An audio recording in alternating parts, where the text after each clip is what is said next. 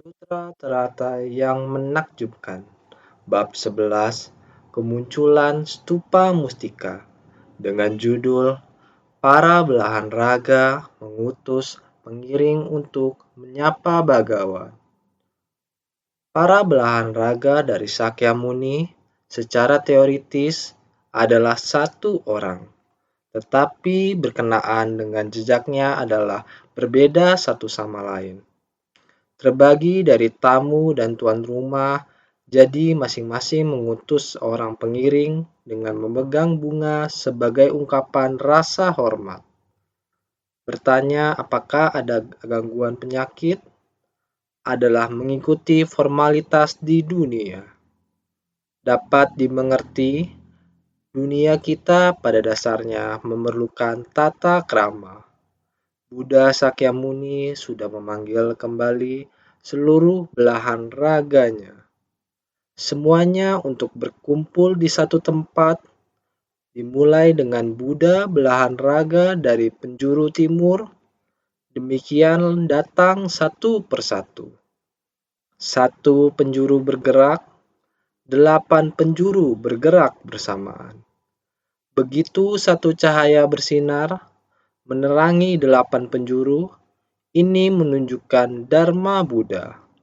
Dengan memahami satu prinsip kebenaran, semua prinsip kebenaran dapat dipahami dengan jelas. Setelah memahami satu prinsip kebenaran, seharusnya semua prinsip kebenaran dapat dipahami dengan jelas. Oleh karena itu, Buddha Sakyamuni mulai membabarkan Dharma, mulai kembali ke posisinya. Itulah mengapa dikatakan di sini, para belahan raga dari Sakyamuni secara teoritis adalah satu orang. Maknanya adalah Dharma di dalam hati siapapun yang telah menerima Dharma Buddha, menegakkan dan menerapkannya, semuanya adalah bersumber dari Dharma ini. Prinsip kebenaran demikian diterapkan. Orang-orang dengan memahami satu prinsip kebenaran, semua prinsip kebenaran dapat dipahami dengan jelas. Semua orang adalah sama setelah mengetahui metodenya, dengan menggunakan metode yang sama, melakukan tindakan yang sama. Inilah prinsip kebenarannya. Sering diperumpamakan, seorang tukang kayu memberitahu kita, sudut-sudut meja bila diputar, maka akan terlihat meja itu akan memiliki 4 sisi. Setelah Anda memahami cara memutar satu sudut, Anda dapat melakukannya dengan cara yang sama pada keempat sudut lainnya.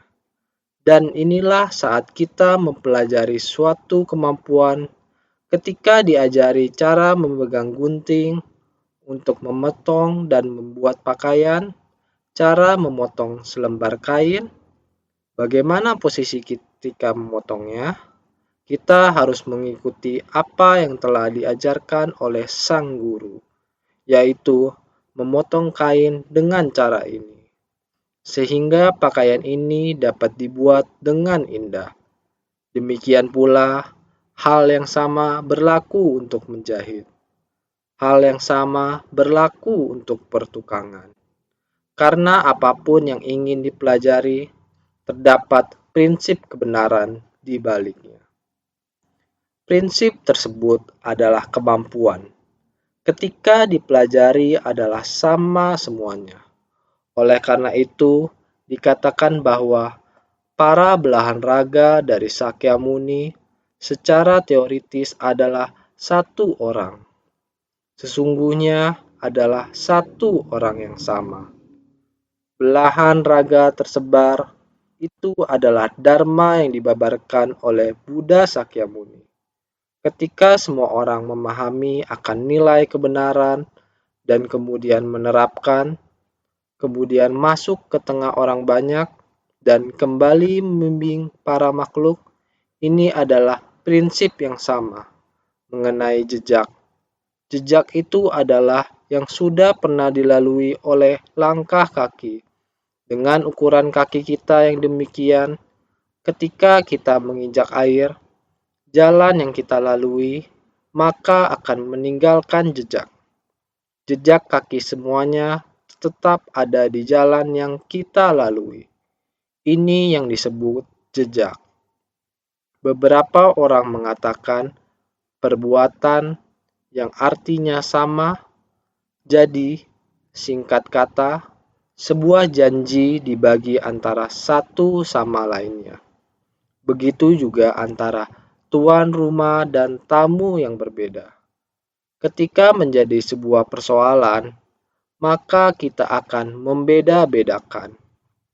Kita semua sebutannya adalah manusia. Prinsip kebenaran tetaplah prinsip kebenaran. Akan tetapi, ketika prinsip kebenaran hadir di manusia, tergantung siapa yang menggunakannya. Dan masing-masing manusia memiliki nama panggilan serta tempatnya. Ada tempat tinggal serta nama panggilan. Jika dibahas dari segi persoalan dan wujud, itu hanyalah sebuah jejak. Prinsip adalah prinsip kebenaran. Semua prinsip kebenaran adalah sama. Akan tetapi, persoalan dan wujud memiliki perbedaan. Bisa terbagi menjadi timur, barat, selatan, dan utara. Sehingga dari 4 mata angin saja sudah terbagi. Terbagi atas arah, tempat, dan umat manusianya. Akan terbagi itu siapa dan siapa. Dibedakan satu sama lain, apakah itu kamu atau saya. Siapa yang tuan rumah dan siapa yang tamu. Akan membedakan siapa tuan rumah dan siapa yang tamu. Adalah berbeda siapa yang tamu dan siapa yang tuan rumah. Semua ini disebut sebagai persoalan dan wujud. Prinsip kebenaran pada dasarnya diterapkan dalam persoalan dan wujud. Karena itu, masing-masing mengutus seorang pengiring dengan memegang bunga sebagai ungkapan rasa hormat. Walaupun prinsip kebenaran tidak dapat dibedakan, prinsip kebenaran tiada bentuk dan tiada wujud. Semua orang dapat menggunakannya. Karena setiap orang dapat menggunakannya, mereka terbagi di masing-masing tempat. Sekarang, para belahan raga mulai berkumpul. Dengan sendirinya, orang dari berbagai penjuru. Apakah mereka datang dari penjuru timur, atau datang dari penjuru selatan, utara, atau barat, dari masing-masing penjuru? Oleh itu, semua orang terus-menerus muncul. Masing-masing mengutus seorang pengiring, karena orang-orang telah datang, masing-masing menempati singgasana mustika. Singgasana singa di bawah pohon mustika, masing-masing orang datang dan menempati posisi masing-masing. Pada waktu ini, setiap Buddha telah menempati posisinya. Masing-masing mengutus seorang pengiring. Ketika setiap Buddha datang, akan turut membawa pengiringnya bersamanya.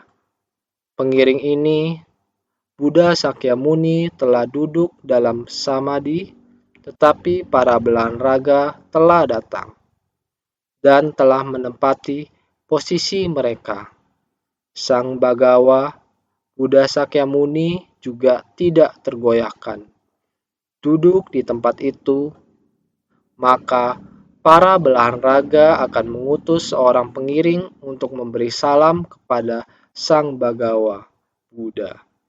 Maka dikatakan, bertanya apakah ada gangguan penyakit? Ini adalah mengikuti etika di dunia. Mengikuti formalitas di dunia. Saat ini, semua orang sudah tiba di lokasi. dan Buddha Sakyamuni berada di sana. Semua orang datang membawa pengiringnya dan segera memberi hormat kepada Buddha. Ada etika yang demikian akan menyapa Buddha, kita juga sama.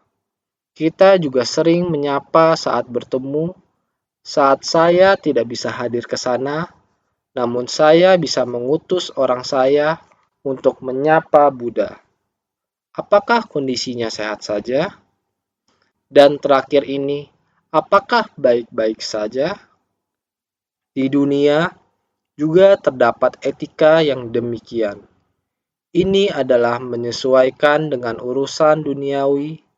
Sesungguhnya, Buddha Sakyamuni adalah menyesuaikan dengan usia duniawi, di mana sudah hampir akhir hayatnya, sudah tidak jauh lagi. Tersisa tidak banyak waktu lagi. Dan waktu yang tersisa ini, Buddha Sakyamuni akan merealisasikan tujuan beliau datang ke dunia. Dharma yang ingin dibabarkan tidak boleh ada yang tertinggal. Harus mengungkap harapan mendasar, mengutarakan apa yang ingin disampaikan dari lubuk hatinya. Semuanya dibabarkan. Tujuan utama beliau datang ke dunia harus segera membabarkan ajaran ini. Jadi, ajaran yang sebelumnya dibabarkan dimulai dari ajaran kendaraan kecil, lalu ajaran kendaraan menengah, hingga sampai pada ajaran kendaraan besar. Sudah dibabarkan secara berurutan, membahas tentang kekosongan dan membabarkan ajaran keberadaan secara berurutan agar kita dapat memahami. Setelah kita memahami, maka kita hendaknya menghayatinya, meresapi Dharma ke dalam hati. Sekarang kita telah meresapinya ke dalam hati. Maka kita semua sudah mempunyai pemahaman akan Dharma yang dibabarkan masa lalu ini.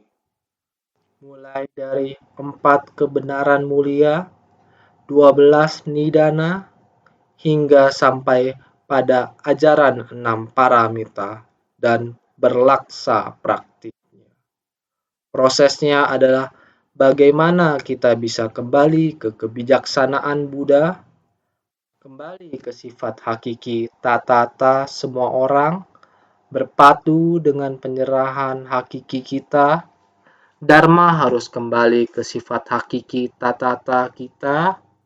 Jadi Sang Buddha menggunakan fenomena kemunculan stupa mustika Buddha Prabu Taratna untuk mengungkapkannya. Stupa Buddha Prabu Taratna tingginya mencapai 500 yojana dan lebarnya 250 yojana.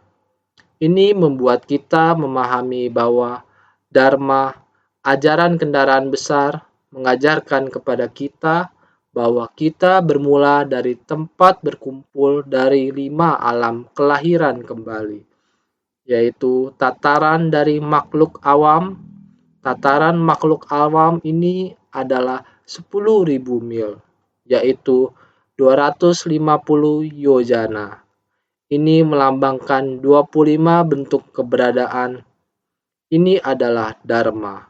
Kerisauan para makhluk sangatlah banyak, dan sebersit niat dari kegelapan batin bisa menggerakkan banyak kerisauan dan kegelapan batin, dan menciptakan delusi sebanyak butiran debu.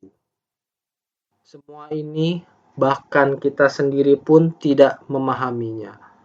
Dengan karma yang kita ciptakan, kita membuat diri sendiri bingung.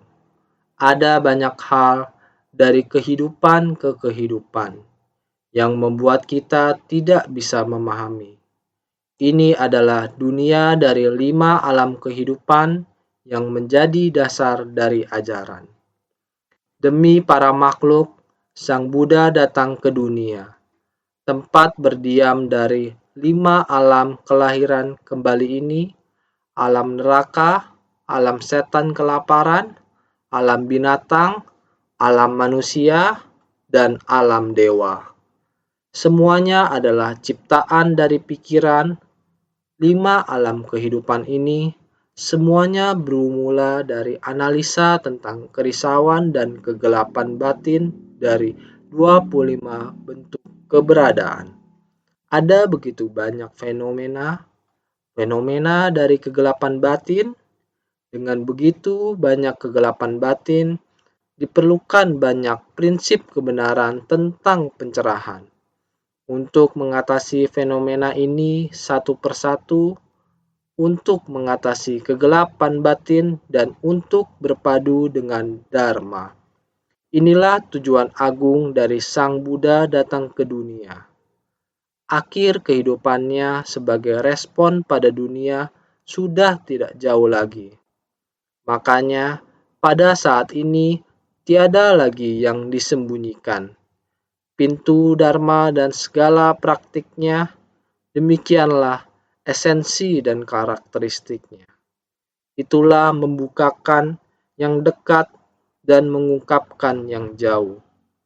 Menunjukkan kalau ajaran sempurna ditegaskan bersama oleh yang kuno dan yang sekarang. Buah balasan paling akhir dan kemahabijaksanaan dan setara adalah demikian saja. Lebih dari 40 tahun akan segera berlalu. Usianya di dunia akan segera berakhir. Pada saat ini, terlepas dari orang-orang telah memahaminya atau belum, beliau harus senantiasa membabarkan Dharma. Sehingga dikatakan akhir kehidupannya sebagai respon pada dunia sudah tidak jauh lagi. Batas waktu untuk meninggalkan dunia ini sudah tidak lama lagi, sehingga sampai saat ini, maka tiada lagi yang disembunyikan. Beliau berniat mengutarakan seluruh isi hatinya, hendak membabarkan satu demi satu kepada semua orang, agar semua orang dapat memahaminya. Sehingga pintu Dharma dan segala praktiknya, pintu Dharma yang sangat banyak, telah lebih dari 40 tahun, beliau bukan hanya mengajar mereka, tetapi juga menempatkan mereka ke dalam praktik nyata. Mereka mesti menjalaninya sendiri agar dapat memahami. Bila tidak, apa kegunaan dari 6 paramita? 6 paramita adalah berdana, sila, sabar, bersemangat, samadhi, dan kebijaksanaan. Ini semua perlu pelatihan. Berdana, kita mesti lakukan dalam praktik nyata. Para makhluk yang menderita sangatlah banyak akibat bencana alam. Apakah ini menyebabkan makhluk hidup menderita? Benar. Topan Megi pada tahun 2016 menyebabkan longsor di Taiwan. Dimulai dengan hembusan angin dan turunnya hujan berulang kali. Sekali demi sekali, demikian dimulai. Karena topan ini memiliki badai yang mencapai radius sangat luas, meliputi keseluruhan Taiwan. Di seluruh Taiwan, tidak ada satu tempat pun yang luput dari awan topan. Melihat awan dengan foto dari satelit, dapat terlihat bahwa struktur topan demikian kokoh, dan mata dari topan adalah demikian besar. Foto dari satelit ini, Anda tak dapat melihat Taiwan sama sekali. Anginnya juga sangat kencang. Kekuatan angin terkuat mencapai 16 knot hingga 117 meter per hour, dengan tembusan hingga 14 dan 15 knot hingga 113 meter per hour. Sangat kuat. Anda dan hujan semakin lama semakin kuat. Sampai lebih dari jam 2 siang, mata angin topan ini akhirnya mencapai gugusan pegunungan sentral di Taiwan. Gugusan pegunungan sentral di Taiwan, gunung di belakang ini, saat topang menerjangnya, kemudian mata angin topan ini tiba-tiba melihat angin topan dari foto satelit, tiba-tiba mata angin topan itu menghilang. Saat itulah angin dan hujan mulai mereda. Saat itulah topan melemah. Gunung pun mengalami kerusakan. Jadi, gugusan pegunungan sentral di Taiwan sama seperti dewa pelindung gunung di Taiwan. Ketika topan menerjang tempat itu, seluruh struktur topan akan menghilang. Struktur angin topan akan menyebar seperti ini. Oleh karena itu, maka mulai berhenti. Namun, badai di dalam radius badai sangat kuat. Jadi, menonton berita di televisi, melihat gambaran tersebut di luar, orang tidak dapat berdiri. Tidak hanya angin kencang dan hujan di Hualien, tetapi juga di Taipei. Melihat orang-orang berjalan di jalan, apakah itu Taipei, Taichung, atau bagian selatan? Sepanjang jalan, melihat gambaran seperti itu di TV, orang-orang tidak bisa berdiri.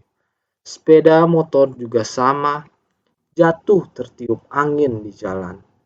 Bahkan orang yang membawa sepeda motor juga terjatuh. Bahkan ada truk kargo berat di jalan.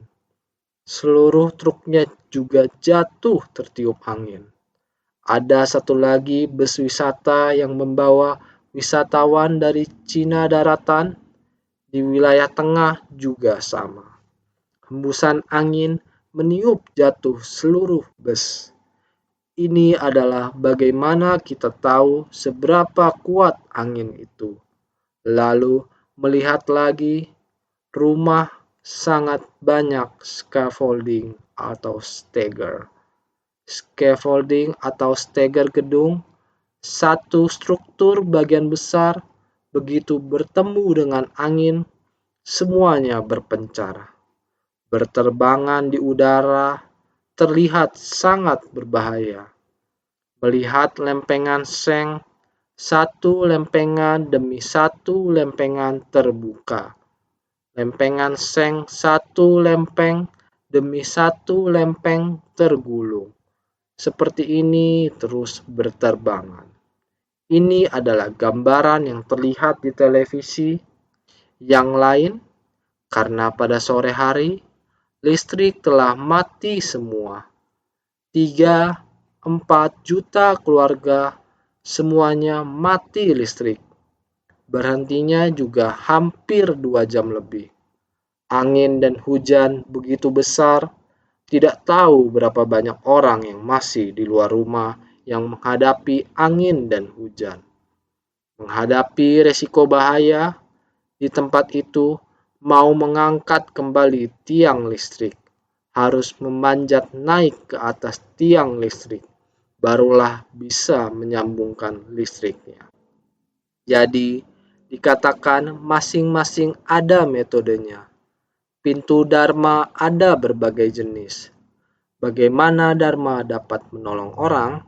Sebelum badai topan datang, insan seci mulai dari setiap rumah adalah keluarga yang kurang mampu, tempat yang ada orang tua, satu persatu dipesan, diberi perhatian, menyiapkan makanan mereka hanya di Hualien saja. Di dalam vihara Istana Seng-an Kota Praja Xi'an menerima pengungsi agar terhindar dari angin dan hujan. Kita segera mengantarkan makanan. Siang, teringat bahwa pada waktu siang, angin dan hujan sangat besar. Sebenarnya, angin dan hujan begitu besar. Mereka juga sama. Makan siang harus diantar ke tujuan. Puluhan keluarga ini, 70-an orang, mendekati 30 keluarga di dalam vihara istana. Dengan demikian, tidak takut angin dan hujan. Pada saat yang sama, juga mengantarkan nasi instan ke tempat. Takut pada malamnya jika angin dan hujan lebih besar lagi. Tidak mampu untuk datang mengantar bahan makanan, jadi dengan cara sederhana ini diseduh untuk dimakan. Sudah bisa. Lihatlah, berikut ini juga merupakan alam semesta ini ketika angin topan datang. Ketika angin topan berlalu, kita harus bergerak kembali. Pada saat mengalami angin taufan, berapa banyak insan yang mengambil tanggung jawab di masyarakat. Tidak peduli mereka adalah polisi, pemadam kebakaran, mobil ambulans, dan petugas darurat, semuanya sedang bekerja pada situasi ini. Masih harus menolong meskipun keadaan sedang dilanda angin dan hujan. Hal ini juga sama disebut sebagai dharma. Dapat dikatakan dharma dibangkitkan dari dalam batin. Dengan batin yang memiliki cinta kasih dan belas kasih membangkitkan kebijaksanaan. Kita harus memiliki welas asih dan keberanian. Kita sering berbicara mengenai welas asih dan keberanian. Beginilah semangat yang harus kita miliki. Dengan tidak memikirkan diri sendiri, ketika dibutuhkan kita akan berangkat. Ini adalah dharma. Maka dapat dikatakan Sang Buddha datang ke dunia bertujuan untuk membangkitkan apa yang dimiliki oleh setiap orang, yang pada dasarnya sudah dimiliki oleh setiap orang, yaitu sifat Buddha ini. Batin bodhisattva tidak tega melihat para makhluk yang menderita. Kesemuanya ini pada dasarnya dimiliki oleh kita setiap orang. Jika saja kewelas asihan dan keberanian yang pada dasarnya dimiliki oleh kita dapat dikembalikan pada pencerahan hakiki dan kedemikianan setiap orang, masyarakat ini akan menjadi sangat disiplin, sangat damai. Hanya saja karena batin manusia sering keluar jalur, sehingga kekuatan batin dipakai pada arah yang salah. Itulah kegelapan batin.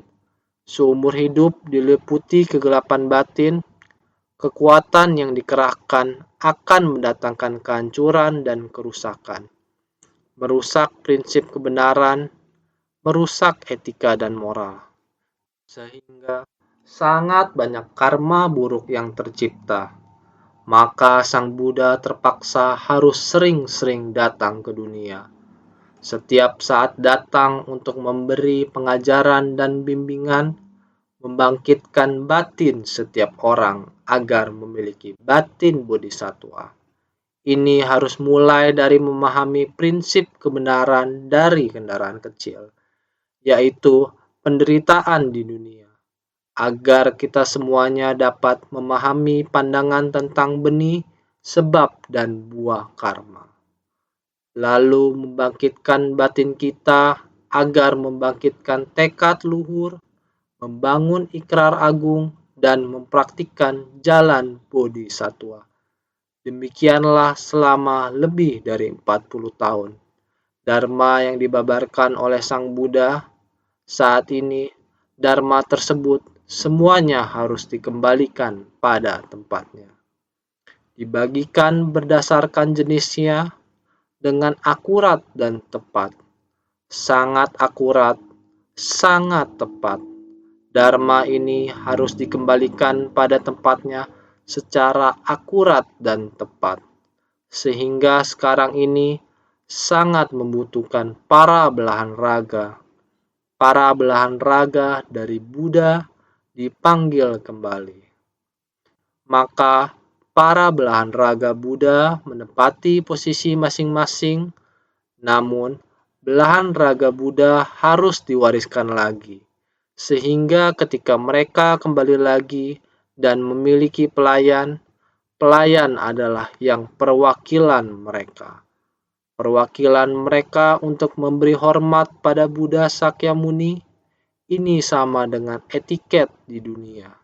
Dharma kembali pada posisinya. Urutan juga sama. Maka dikatakan pintu Dharma dan segala praktiknya, demikianlah esensi dan karakteristiknya. Esensi dan karakteristiknya ini adalah demikian. Kita harus sangat bersungguh hati. Esensi Dharma adalah demikian. Harus demikian menggunakannya. Demikian kembali pada posisinya. Itulah membukakan yang dekat dan mengungkapkan yang jauh. Sekarang ini membukanya menggunakan ajaran metode terampil untuk membimbing mereka. Sehingga membuka pintu ajaran metode terampil menunjukkan bahwa kebenaran sejati sejak waktu tanpa awal adalah demikian. Pada masa Buddha Mahabhikna Bhikkhu membabarkan sutra teratai dan 16 pangeran kembali membabarkannya. Batin setiap orang memiliki ikrar adalah ingin mencapai kebudaan di setiap dunia. Itu adalah sejak kalpa sebanyak butiran debu yang lalu. Setiap orang adalah berani dan semangat. Semuanya berada di antara para makhluk yang memiliki jodoh dari kehidupan ke kehidupan. Sehingga disebut membukakan yang dekat dan mengungkapkan yang jauh. Dengan membuka pintu metode terampil, menunjukkan sejak waktu tanpa awal. Kebenaran sejati tidak berubah. Semua Buddha memiliki ajaran yang sama. Ini menunjukkan kalau ajaran sempurna ditegaskan bersama oleh yang kuno dan yang sekarang. Ini adalah ajaran yang sangat sempurna. Demikian untuk membuktikan bahwa Buddha Prabhutaratna adalah Buddha masa lampau. Sekarang yang membabarkan Dharma adalah Buddha Sakyamuni, sehingga ditegaskan bersama oleh yang kuno dan yang sekarang. Dharma ini adalah Dharma yang terakhir dan sempurna. Sehingga buah balasan paling akhir adalah demikian. Dan kemahabijaksanaan nan setara juga demikian. Ini adalah semua Buddha memiliki ajaran yang sama. Kita harus bersungguh hati untuk menghayati. Naskah sutra sebelumnya mengatakan demikian. Pada ketika itu, di setiap penjuru terdapat 4 juta koti nayuta. Negeri yang dipenuhi oleh para Buddha Tathagata. Ini sudah berlalu, sangat banyak. Para Buddha itu di setiap tempat telah mengembangkan dan memainkan peran mereka. Jadi dikatakan, dipenuhi oleh para Buddha Tathagata. Naskah sutra selanjutnya mengatakan seperti ini. Pada ketika itu, para Buddha masing-masing duduk di atas singgasana singa di bawah pohon mustika. Semua mengutus pengiring untuk pergi menyapa Buddha Sakyamuni. Dengan masing-masing menyampaikan bunga mustika yang memenuhi kedua tangan, seraya berkata demikian. Ini menjelaskan bahwa setiap Buddha sudah kembali ke tempatnya. Di bawah pohon mustika, singgasana singa, pada ketika itu Para Buddha masing-masing duduk di atas singgasana singa di bawah pohon mustika. Pohon mustika, pohon Bodhi yang terbuat dari 7 mustika. Singgasana singa adalah singgasana Dharma di mana para Buddha membabarkan Dharma. Pohon mustika terbuat dari 7 mustika adalah pohon pencerahan. Dharma adalah mustika. Dapat menerima Dharma, maka sudah tercerahkan. Jadi duduk di bawah pohon mustika, singgasana singa adalah singgasana Dharma di mana para Buddha membabarkan Dharma. Ini adalah kekosongan dari segala fenomena Dharma sebagai tahta, kemahawelas asihan sebagai kediaman, kelembutan, dan kesabaran sebagai jubah. Kekosongan dari segala fenomena Dharma sebagai tahta. Ini sudah dibicarakan sebelumnya. Semua mengutus pengiring untuk pergi menyapa Bagawa. Masing-masing sudah duduk di tempat. Datang dari sangat banyak dunia yang ditransformasikan, oleh karena itu masih sangat jauh. Karena tempatnya besar, maka pengiring pergi menyapa Buddha. Jadi, semua mengutus seorang bodhisattva agung yang ikut datang sebagai pengiring. Yang mengikuti Buddha datang adalah bodhisattva agung, datang untuk memberi hormat, menyapa Buddha Sakyamuni. Semua mengutus pengiring untuk pergi menyapa Buddha Sakyamuni. Semua mengutus seorang bodhisattva agung yang ikut datang sebagai pengiring untuk memberi hormat dan menyapa Tathagata. Para pengiringnya adalah bodhisattva agung, harus membina dirinya dan memenuhi 8 kebajikan untuk dapat menjadi pengiring Buddha. Pertama, mereka harus memiliki akar keyakinan yang kuat. Untuk menjadi seorang pengiring, mereka harus memahami maksud Sang Buddha. Akar keyakinan mereka pada ajaran Sang Buddha harus sangat dalam. Kedua, mereka harus memiliki pikiran yang berusaha untuk maju. Mereka harus memahami Dharma ini. Mereka harus sangat jelas dan benar-benar mendalami makna dari Dharma yang diajarkan oleh Sang Buddha. Mereka tidak boleh lalai dari hal itu. Ketika Sang Buddha membabarkan Dharma kepada kita, itu tidak berhubungan dengan saya. Apakah harus begini? Tidak.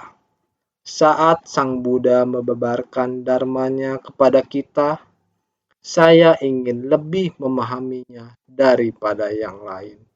Saya bertekad untuk memahaminya dengan lebih jelas. Jika saya tidak mengerti, saya akan bertanya lagi. Ini baru merupakan pengiring yang sesungguhnya.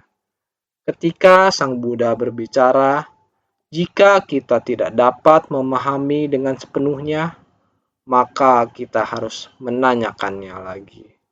Inilah yang dimaksud dengan mencari kemajuan, harus mencari lagi. Mereka harus mencari prinsip-prinsip Dharma sampai mereka jelas. Ketiga, mereka harus tidak memiliki penyakit dalam hati dan tubuh. Mereka harus sehat untuk dapat menjalankan misi Sang Buddha.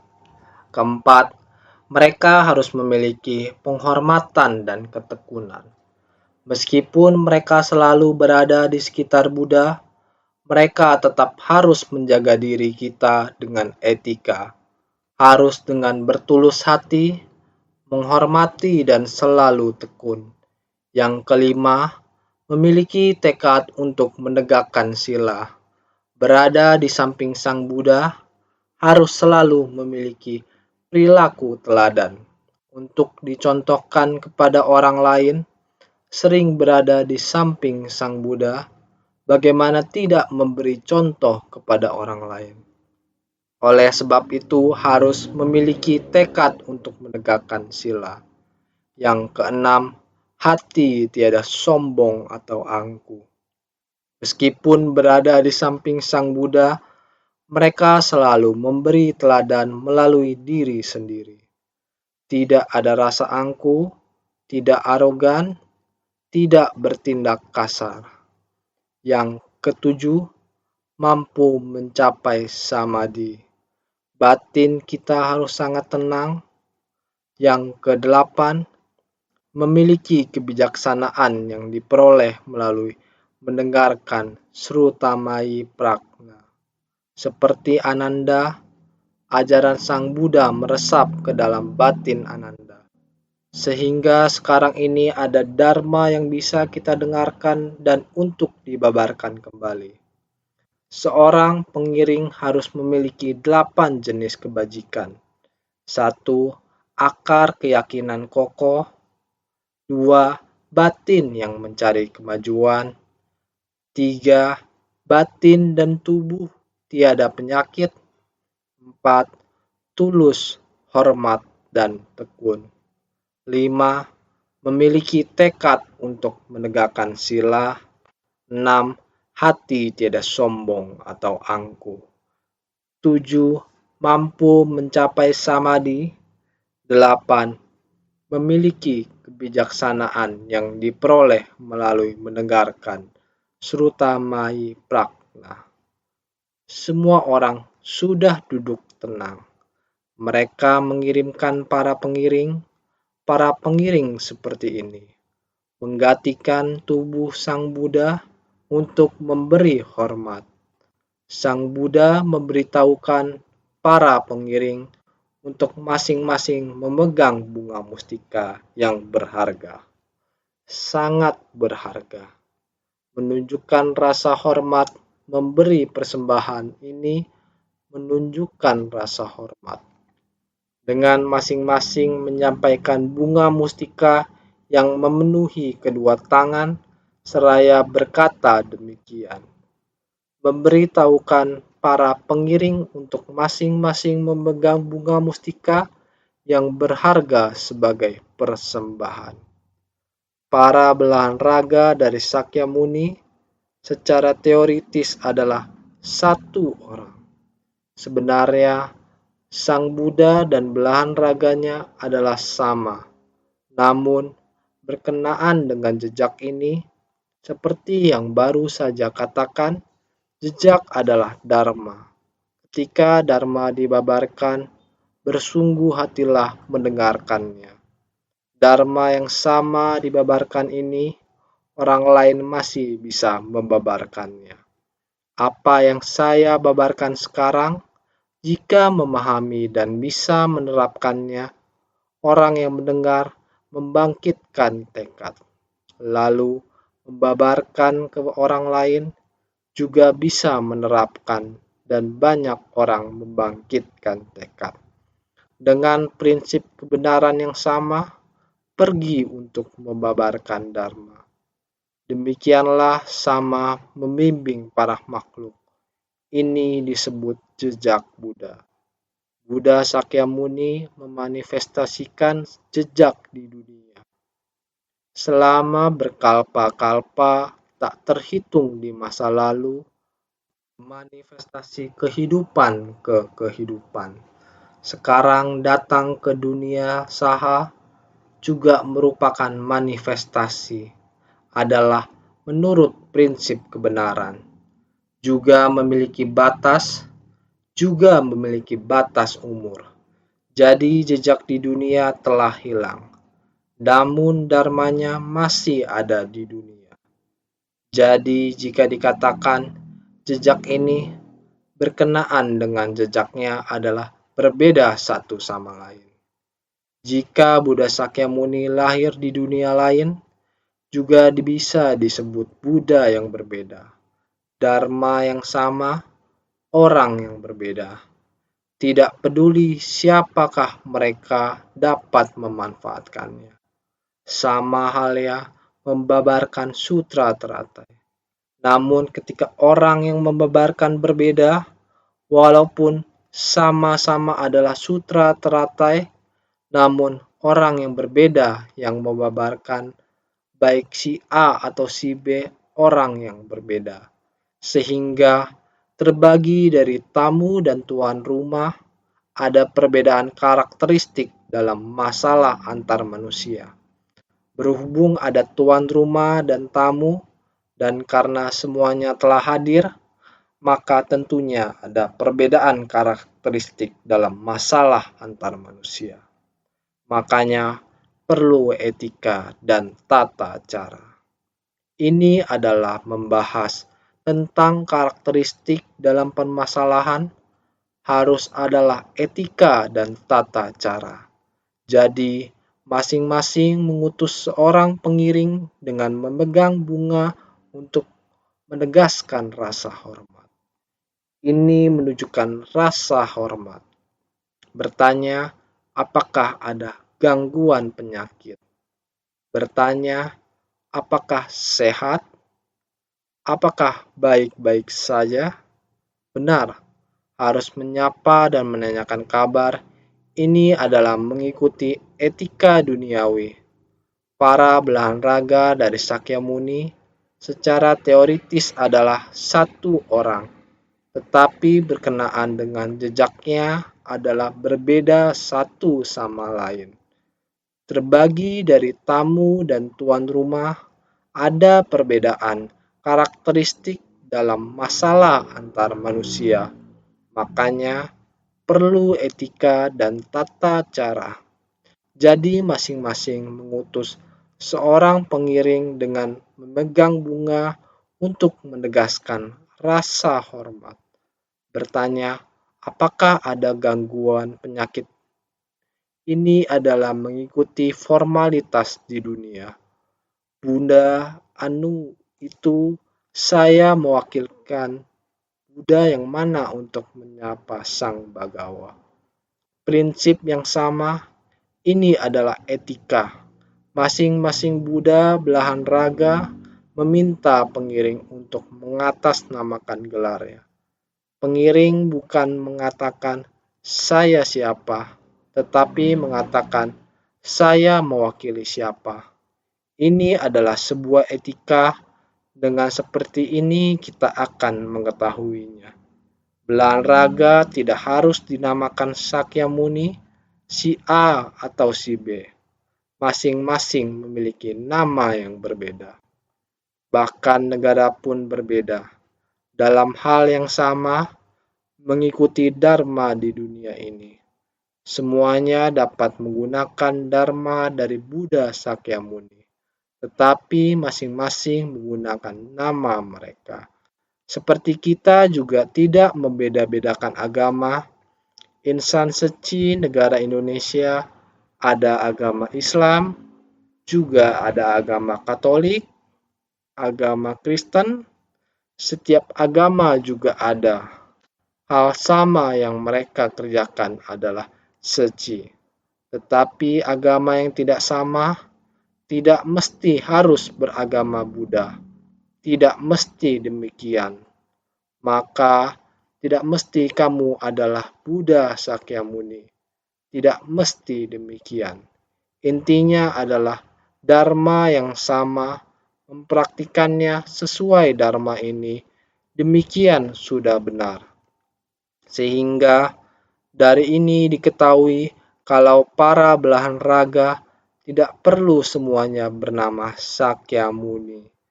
Maksud dari aku adalah di negeri lain memiliki nama berbeda. Saya dalam pandangan agama lain, saya memiliki arah tujuan dari keyakinannya, tetapi saya menggunakannya dalam prinsip kebenaran ini. Juga sama menyelamatkan orang di dunia. Semua tindakan yang dilakukan sama, inilah dharma. Sehingga ikrar dari Prabu Taratna telah terbayar. Buddha Prabu Taratna muncul di hadapan ikrar dan tekad Buddha Prabu Taratna selain mendengarkan Dharma, yaitu untuk melihat belahan raga Buddha, untuk melihat bagaimana Buddha mengajarkan Dharma yang diajarkan itu apa. Demikian, kita mengetahui melampaui 5 agregat, juga melampaui telah lahir di atas pengajaran 5 kendaraan, ajaran kendaraan besar telah muncul di hadapan, sehingga permohonan dari Mahapratibana belum tercapai. Bagawa Sakyamuni demi menyempurnakan hingga paling akhir, sehingga terlebih dahulu para Buddha ini, Buddha belahan raga, semuanya dikumpulkan.